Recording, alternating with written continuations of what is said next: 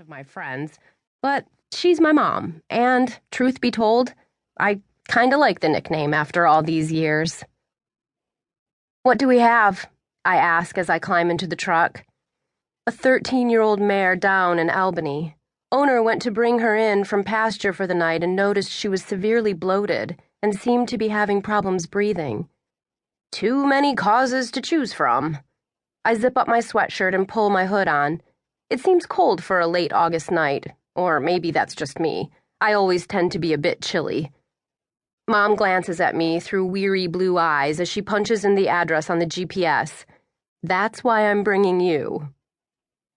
I nod and reach into the back seat to scavenge for a Diet Pepsi among the vet reports, bandages, books, junk food, dog leashes, and dog toys. Professionally speaking, my mom can detail a report to clients like nobody's business, but she tends to be less focused and orderly when it comes to this truck and our house. Way less focused. I try to pick up the slack on these things. "Want one?" I hold up the soda can. I was actually up working on some reports and had a couple of cups of coffee to keep me going. I just had a feeling about tonight. "Why were you still awake?" I shrug. "Don't know, just couldn't sleep. Because I'm secretly scared to death and can't stop obsessing about leaving home."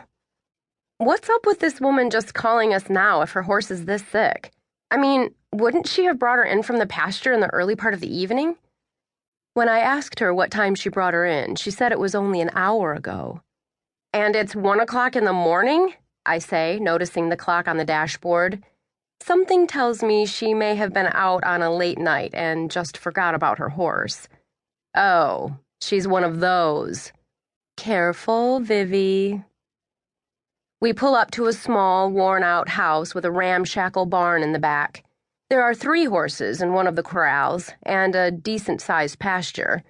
Mom pulls up next to the barn. Its dim light casts shadows on the hard-packed ground. I grab a flashlight. "Hi, Ms. Harris. I'm Dr. Taylor. This is my daughter, Vivienne," my mom says to a skinny, overly bleached blonde woman. I take note of a deep sadness in the horse owner's dark eyes, detectable even in this weak lighting. "Oh, you can call me Rebecca. I got your number from my neighbor, Gary Ferguson, a few miles up the road. He says you're the best. Thank you for coming out so late. You think she's colicking?" Colic tends to be the initial go-to guess for most backyard horse owners. It's an easy assumption, but not always correct. Horses have this delicate digestive tract, and when they get stomach aches, they can't puke. Instead, they roll on the ground, seeking some kind of relief.